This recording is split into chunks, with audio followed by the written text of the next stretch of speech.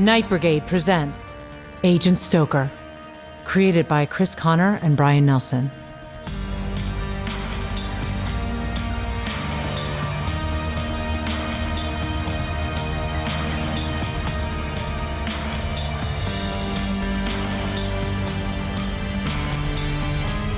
Episode 403, Mother Wolf.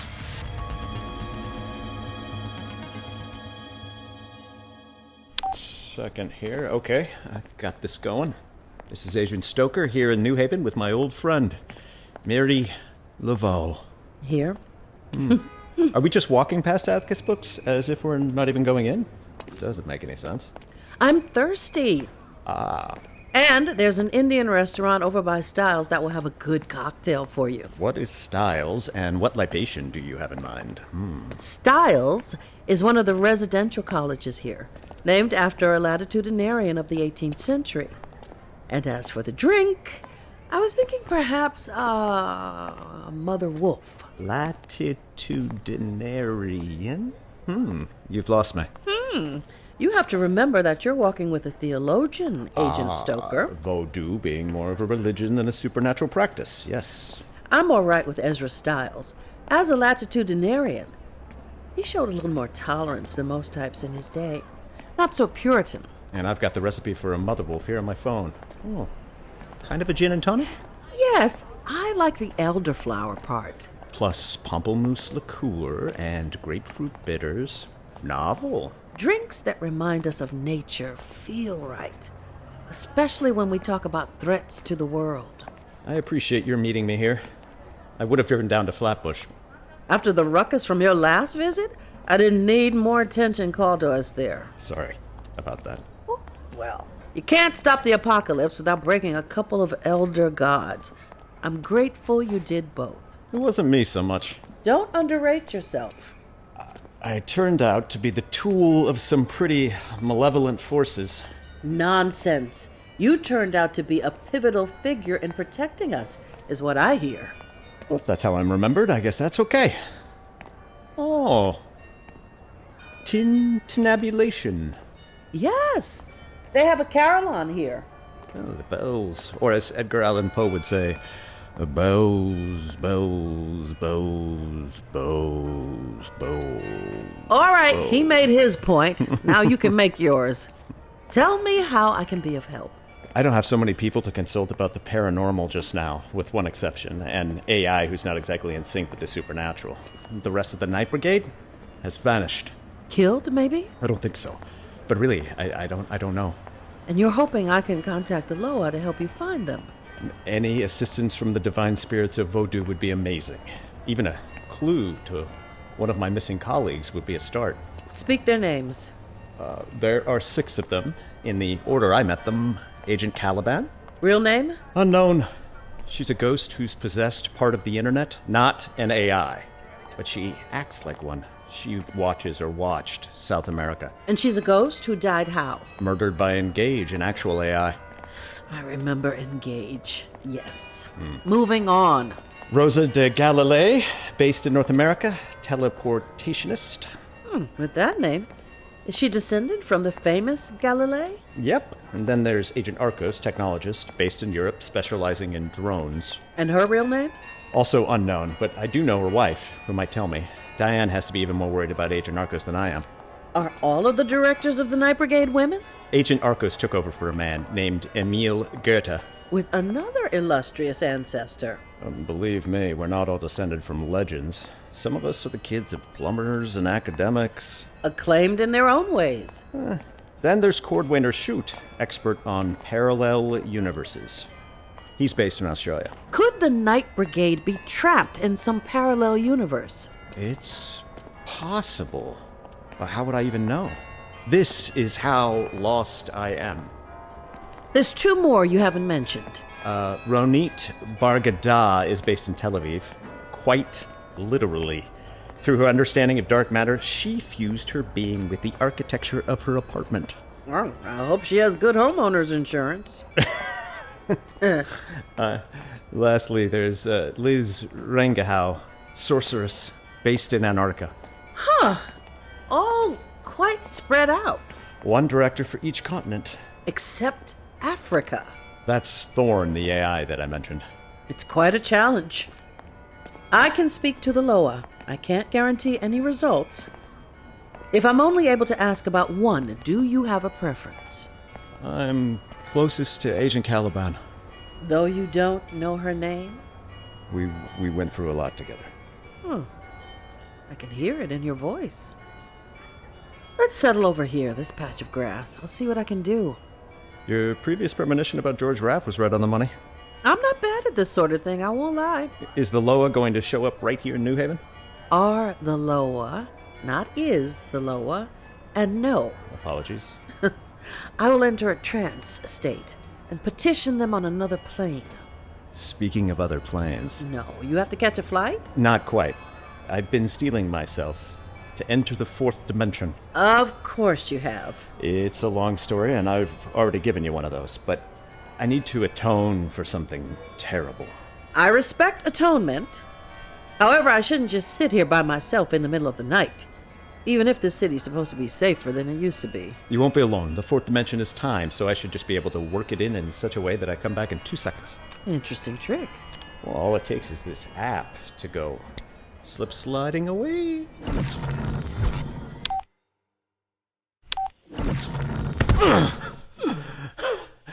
Oof. I didn't expect to have to brace myself. That hasn't happened before, has it? Do I gain momentum with the rotation of the Earth when leaving the third dimension? Or maybe switching dimensions is just unpredictable. Irene? Irene! I guess it's not like she was just going to be sitting here waiting for me, just as well.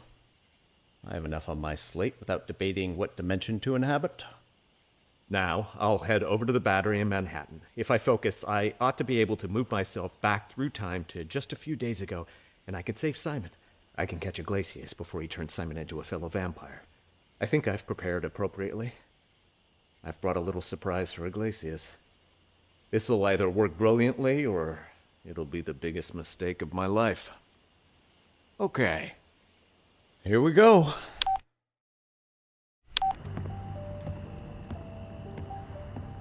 Hold it, Iglesias. Stoker? You told me you couldn't get to this plane of reality. Well, I couldn't on the day I sent you here. Today, I can. You've lost me. But if you're wasting my time, I'm owed something in return. Stay away from Simon. He looks so tasty. I'm warning you. Back off. You hardly have the ability to stop me. Have you forgotten how easily I brutalized you in that jail cell? I have a few new things up my sleeve. Don't care for garlic, I take it? How did you do that? How did you drop a wreath of garlic around my neck without moving? I don't want to kill you, Iglesias. You think you could? That little demonstration was to prove exactly that. I can sneak up behind you, beside you, above you, whenever I like. This doesn't have to get any messier than it's been, as long as you back off. No one orders me. Consider it a tactful suggestion? This is beyond appalling. Go back the way you came. We'll talk again another day. Is the universe still in danger of ending? Look, unless you go directly home and enjoy yourself, it's all gonna get a lot worse. Let me be clear, Stoker. I'll ignore your weird sleight of hand this once, at least until I understand it. But I've been able to strike without warning myself a few thousand times or so. I vow to you, the next time, you won't see it coming. He's gone. Thank God that worked. Okay. Simon. Simon. Simon, back to the land of the living. Come on. Quick. Stoker? You're okay. You're okay. I sure wasn't. What the hell happened? You came to Castle Clinton. In the Battery. You were attacked by drones sent by Engage, sliced to ribbons. You're understandably in shock. How am I still alive? I haven't figured out that part. Your face. What about it? Your whole form. It's shimmering back and forth like I'm seeing you in slow-mo. We're in the fourth dimension, Simon. where you saved me when we first met? And now the fourth dimension is saving you. There's some entity here that healed you somehow. I don't understand it, but based on little things people have said, I think it's weirdly possible that the entity is me. What? Worry about it another day. Get up on your feet. Here we go. We're finding a car and heading to Boston. By the time we get there, it'll be a few days from now. It doesn't take that long to drive to Boston? No, but we're gonna use this dimension to shift forward in time, and then I'm gonna send you back into our dimension so you can reunite with Caroline.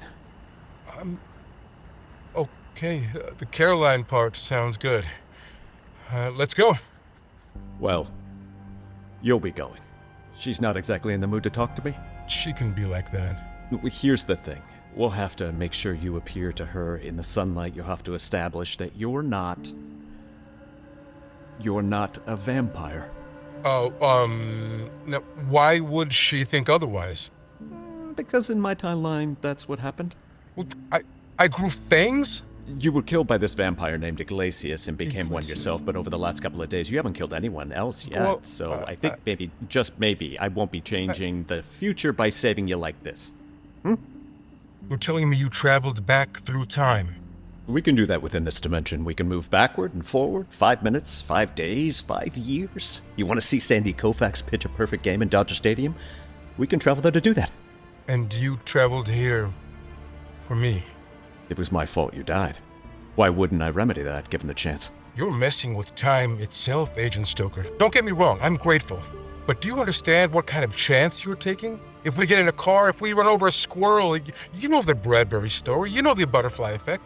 Do you want to risk coming back to the present and learning that Milwaukee is now a giant crater or something? Maybe we should walk to Boston. And then what do we eat along the way that makes things crazy? How else are we going to change things without even realizing it? We'll just have to travel with as light a footprint as possible. This is freakily dangerous. You can't keep using this dimension as a shortcut. I'm glad you've recovered so quickly that you can raise a truckload of objections. I'm shaky, but I'm still a physicist. I don't like any of I'm this. not incredibly thrilled about it myself. I'm just trying to set things right and help the world where I can. You didn't have to die, Simon, and that's something I can actually address. Well, what about other people who have died? Are you going to do anything about them? Obviously, I have some enlightened self-interest, but people perish in stupid, needless accidents every day. Why me? You're the one person I know who's been off the chessboard and nobody knew it, and it hadn't really changed anything, so... That you know. What I know is what it looked like in Caroline's eyes when she understood what I let happen. What about, Iglesias? Wasn't he affected when he killed me? Ugh. Was he? What did he do differently afterward? He just went on being a vampire, showing you how it was done. My bet is he did exactly what he would have done without you. When he had you under his wing, he didn't program any special tutorials. He showed you a day in the life or a night in the unlife. He showed you what he was already going to do anyway. You're wagering reality's not going to be affected based on your acquaintance with Count Dracula. Iglesias is not a count, not royalty at all. Okay. He's like a psychopathic Jimmy Cagney. So he's even less predictable. Look, what? Would you rather I invite him back? I understand this is because of Caroline blaming you for what happened to me. Mm-hmm. Blaming me correctly. Both her and Layla. Oh, she's in this too? Hell, you have to look at your motives here. You're gonna fade out of the photograph if you don't get this thing right. I'm not going to win Layla's heart by bringing you back, I can assure you. She and Caroline are both pretty weary of me right now, and you showing up intact won't make much of a dent in that. But if I never became a vampire, why would they be wary of you? We're still in the timeline where you did grow fangs. Oh. As we can see by the fact that I remember it and we're able to talk about it happening. When we bring you to Boston, Caroline and Layla will still remember what happened to you and how it all fell out. How it... What else happened? Did they see me as a vampire? They did. Mm-hmm. Oh, God, did I attack them? You did not. You controlled yourself extraordinarily well. Oh, and then I just flew away. Not quite. I killed you. They watched you pound a stake through my heart? I took a little more elliptical approach. I did research to know how to distract you long enough to knock you into the bay where you dissolved. Eventually. It wasn't pretty. Damn. I'm hoping damnation won't be a part of it. What was it like to do that, Agent Stoker? It hasn't really sunk in. It was just a couple hours ago.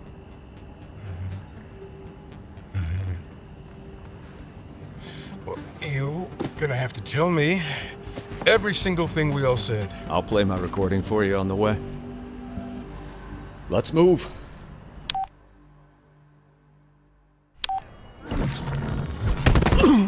Whoa! Are you all right? Just breathless. You need a smoother off-ramp from that dimension, maybe. Maybe. Like a jetway or something?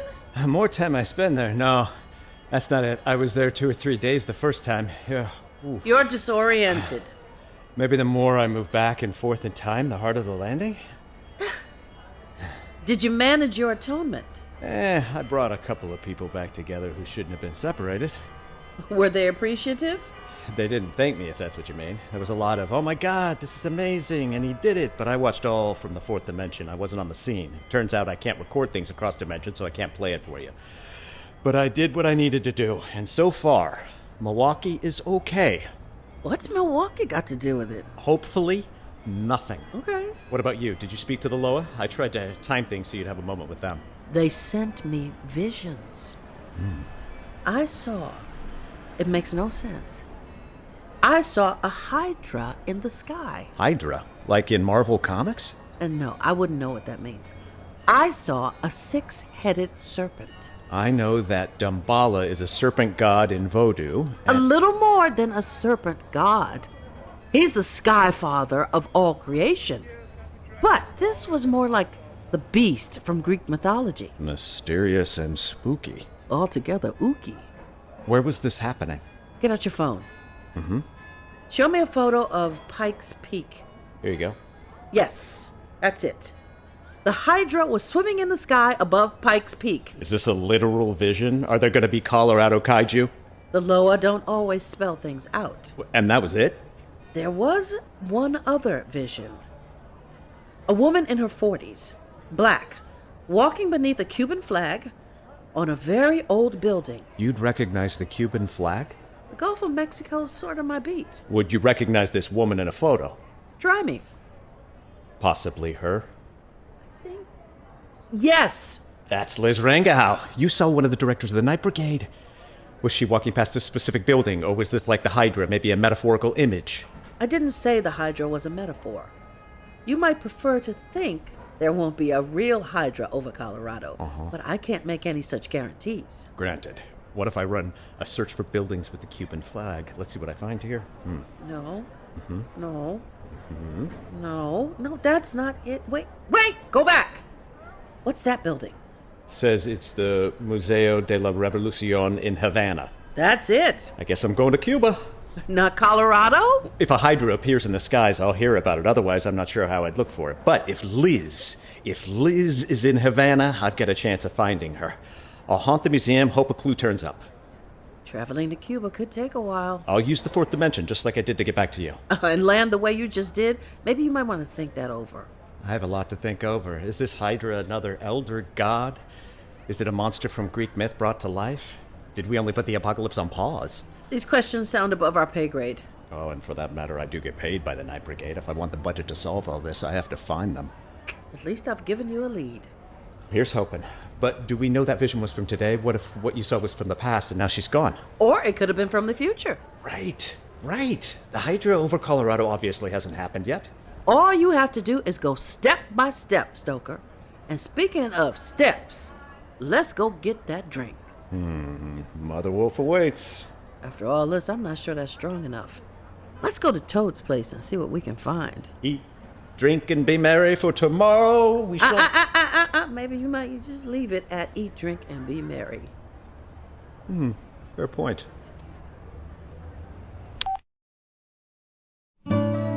Agent Stoker, Episode 403, Mother Wolf. starring Chris Connor as Agent Stoker, Myra Lucretia Taylor as Miri LaVeau, Orville Mendoza as Iglesias, Leandro Cano as Simon Diaz, Emily Deschanel as the voice of the Night Brigade. Directed by Rachel Talalay. Written by Brian Nelson. Music composed by Christy Carew. Additional music by the Parson Redheads. Carillon music composed by Joey Brink. Carillon performed by Jeremy Ang and Cecelia Sun. Special thanks to the Yale Guild of Carillonneurs. Sound designer and co-producer Patrick Hogan. Producer Tori Larsen. Executive producers Chris Connor and Brian Nelson. Produced under the jurisdiction of SAG-AFTRA. A production of Night Brigade, LLC. Agent Stoker will return in episode 404, Old Cuban. We are living